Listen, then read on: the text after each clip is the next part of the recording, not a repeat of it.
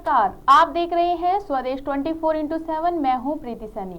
आज हम आपके लिए लेकर आए हैं एक बेहद खास बातचीत जो जुड़ी है हर महिला की जिंदगी के सबसे कोमल और अहम पड़ाव से।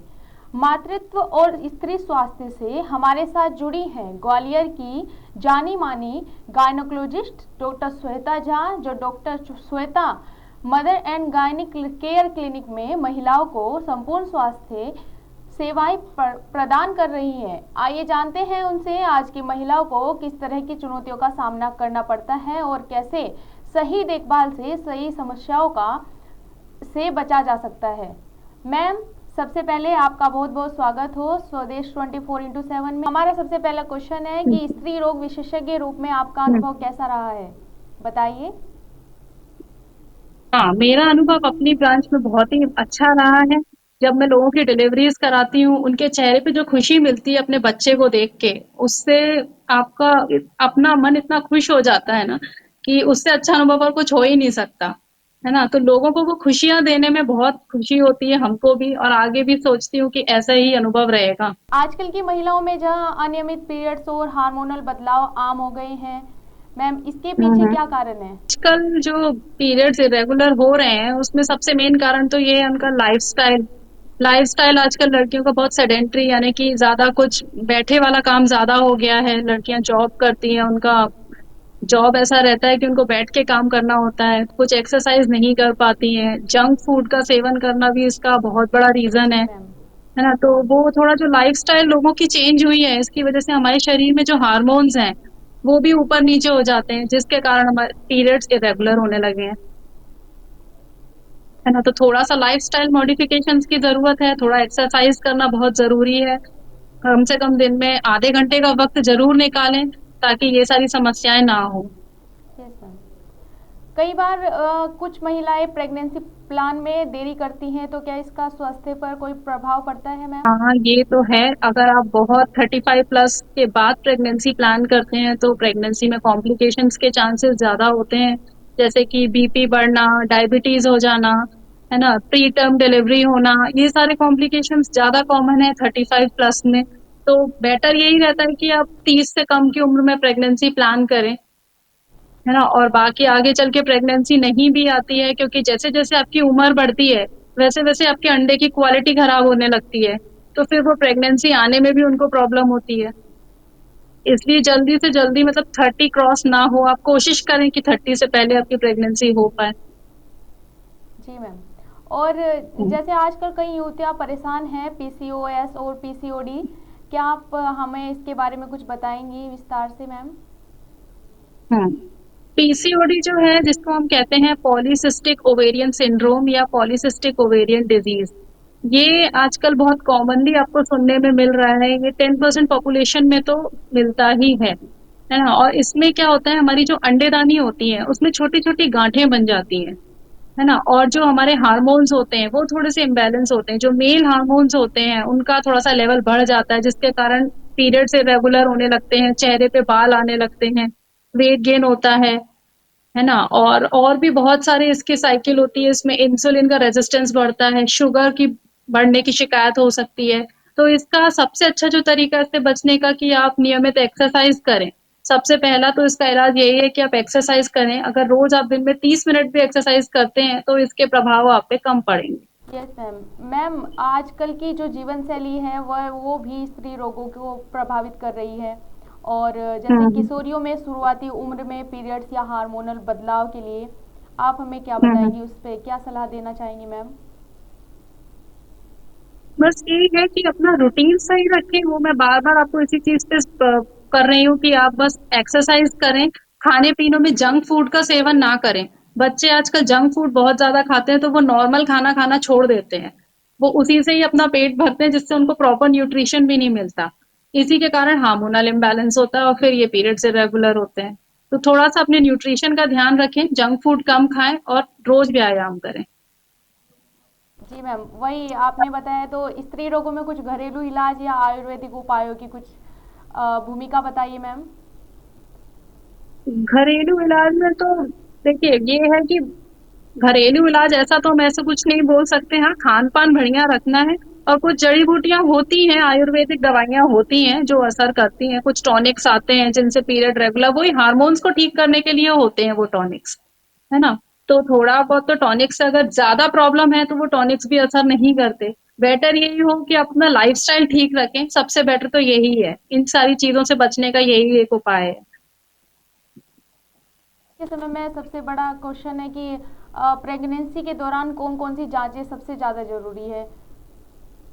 हाँ। देखिए, प्रेगनेंसी के सबसे पहले तो आप जब भी प्रेगनेंसी पॉज़िटिव आती है, आपको 15 दिन के अंदर सबसे पहले डॉक्टर को ज़रूर दिखाएँ ताकि वो अल्ट्रासाउंड करा सकें आपका, है ना? अल्ट्रासाउंड में हमको ये पता चलता है कि बच्चा जो है आपका कहीं बच्चेदानी के अंदर ही है या ट्यूब में तो नहीं है, क्योंकि अगर ट्यूब में है तो वो बहुत घातक हो सकता है, इसलिए सबसे पहले तो अपन का कहाँ पे है बेबी ये जानना ज़रूरी है। पेशेंट की खून की जाँचें करानी होती हैं, जैसे ब्लड ग्रुप हो गया, उसका हीमोग्लोबिन कितना है, उसको डायबिटीज तो नहीं है, थायराइड की बीमारी तो नहीं है। ये सारी जाँचें हम सबसे पहले ही करा लेते हैं 1.5 महीने पे जिससे हम उसका आगे अच्छे से इलाज कर सकें, है ना? और बीच-बीच में और हमें हर महीने 7 महीने तक तो हर महीने डॉक्टर को अपने ज़रूर दिखाएँ और टाइम-टाइम पे खून की जाँचें, हीमोग्लोबिन की जाँच कराते रहें ताकि एकदम से आपको खून की कमी ना हो पाए और प्रॉपरली आप आयरन की टैबलेट्स और कैल्शियम की टैबलेट्स लेते रहें। वही मैम, इससे जुड़ा हुआ क्वेश्चन है कि क्या आप नॉर्मल डिलीवरी को लेकर महिलाओं में फैल रही भ्रांतियों पर कुछ कहना चाहेंगी मैम। भ्रांति मतलब किस तरह के भ्रांति? जो नॉर्मल डिलीवरी होती है कि नॉर्मल डिलीवरी होनी चाहिए उसके लिए। हाँ, हाँ।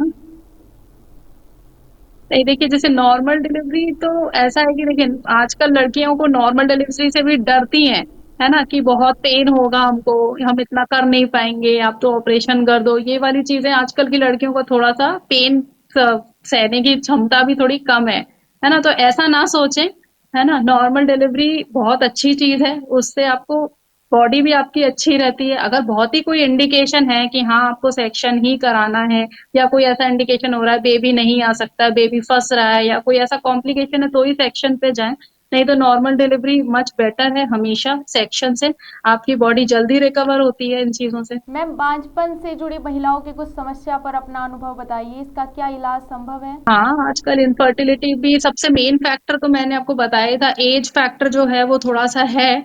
लोग लेट प्रेगनेंसी प्लान करते हैं, 35 प्लस के बाद प्लान करते हैं, तो प्रॉब्लम यही होती है कि अंडे की क्वालिटी खराब हो जाती है, इसलिए इनफर्टिलिटी को देखने में आ रही है।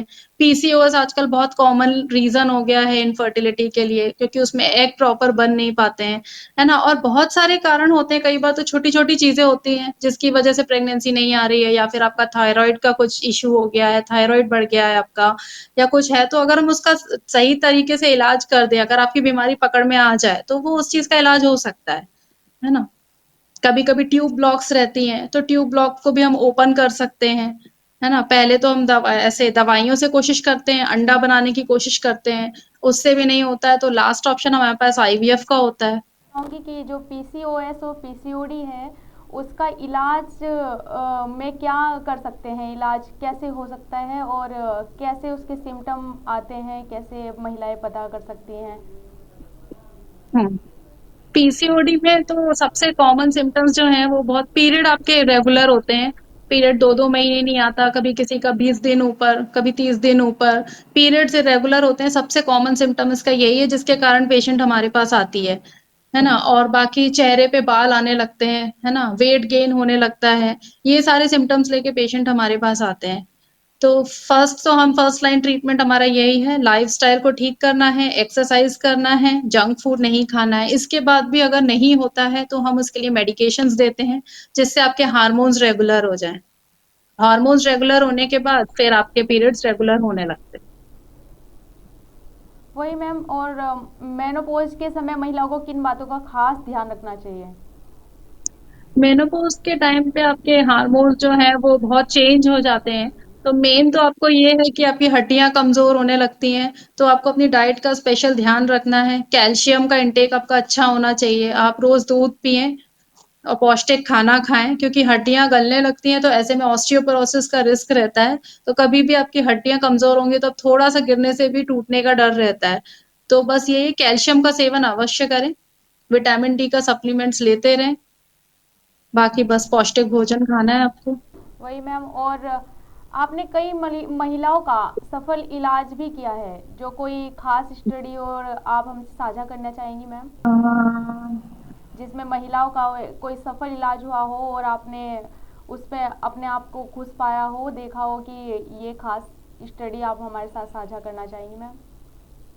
हुँ, हुँ। एक पेशेंट आई थी मेरे पास, मतलब उसके प्रेगनेंसी नहीं रुकती थी उसके, 6-7 अबॉर्शन्स हुए थे उसके। तो बाकी उसके बहुत सारे टेस्ट हुए थे, एक आध टेस्ट उसके नहीं हुए, जिसमें उसको एक बीमारी आई थी जिसे हम एप्ला बोलते हैं। इसमें बार-बार बच्चा खराब होता है, तो उसका एक विशेष तरीके से इलाज किया जाता है। उसका ट्रीटमेंट किया गया, उसको रोज़ इंजेक्शंस लगाए गए, इनॉक्सापेरिन इंजेक्शंस लगते हैं, लेकिन फाइनली यही हुआ, फाइनली उसके हाथ में आज बेबी है। बहुत परेशान थी वो, 6 अबॉर्शन्स के बाद किसी का भी एकदम सोच के ही लगता है कि उस कितनी परेशान रही होगी वो। तो उसकी जो खुशी थी उस बेबी को पाने के बाद, वो तो बिल्कुल यादगार है मेरे लिए। इसमें महिलाओं को आप मैम क्या टिप्स देना चाहेंगी, हेल्थ टिप्स क्या देना चाहेंगी, जिसमें खासकर माँ बनने वाली महिलाएं, उनको आप क्या टिप्स देना चाहेंगी जो अपने स्वास्थ्य को लेकर सही। हुँ, हुँ। देखिए, आप जब भी प्रेगनेंसी प्लान करें, 3 महीने पहले से तो आपको एक तो फ़ोलिक एसिड की टैबलेट्स लेना स्टार्ट कर देना चाहिए, जब भी आप प्रेगनेंसी प्लान कर रहे हैं तो, है ना? और हेल्दी डाइट लेना चाहिए, वो क्योंकि अगर आप हेल्दी नहीं होंगे, आपका हीमोग्लोबिन प्रॉपर होना चाहिए, है ना? हीमोग्लोबिन वगैरह प्रॉपर नहीं होगी तो आपको प्रेगनेंसी के दौरान बहुत दिक्कतें हो सकती हैं। अपना पहले ब्लड चेकअप, रूटीन चेकअप्स करा लें, ताकि कुछ कमी हो तो आप उसकी भरपाई कर सकें, उसके बाद ही प्रेगनेंसी प्लान करें। स्वस्थ जीवन शैली में क्या क्या कर सकते हैं मैम, जैसे महिलाओं को कोई भी अपनी समस्याओं में इलाज कर सकते हैं, स्वस्थ जीवन शैली कैसे अपनाई जा सकती है। स्वस्थ जीवन शैली में सबसे पहले तो ये है कि आप अपना वही रूटीन सही रखना है, टाइम से सोएं और टाइम से उठें। ये जो देर रात जगना और इन सब से स्ट्रेस होता है, इनसे भी हमारे हार्मोन्स अफेक्ट होते हैं। इसलिए जल्दी सोएं और जल्दी उठें और अच्छा खाना खाएं और थोड़ा पॉल्यूशन से बचें और एक्सरसाइज करें। इससे आप बिल्कुल हेल्दी रह सकते हैं। में किन किन समस्याओं का इलाज करते हो मैम। हम अपने क्लिनिक पे सारी गायनी रिलेटेड जितनी भी हैं, जैसे अब प्रेग्नेंट महिलाओं का इलाज करते हैं, उनकी जो प्रसव पूर्व देखभाल होती है वो करते हैं सारे, और जितनी भी गायनी प्रॉब्लम्स हैं जैसे बच्चेदानी, अंडेदानी की गठानें हो गई, इर्रेगुलर पीरियड्स हो गए, पीसीओडी हो गया, जितनी भी गायनी रिलेटेड प्रॉब्लम्स हैं, डिलीवरी, सिजेरियन, नॉर्मल, हिस्टेरेक्टमी, जितनी भी प्रॉब्लम्स है महिलाओं से संबंधित सारी चीज़ों का इलाज होता है, बांझपन का भी इलाज होता है। बहुत बहुत धन्यवाद डॉक्टर श्वेता झा जी। आपने बेहद सरल भाषा में इतने जरूरी मुद्दों पर बात की। निश्चित रूप से आपकी जानकारी और अनुभव से आज हमारे दर्शकों को स्त्री स्वास्थ्य को लेकर एक नई समझ मिली होगी। आज सभी दर्शकों से हम यही कहना चाहेंगे, स्वस्थ महिला स्वस्थ परिवार की नींव होती है। इसी संदेश के साथ दीजिए इजाजत।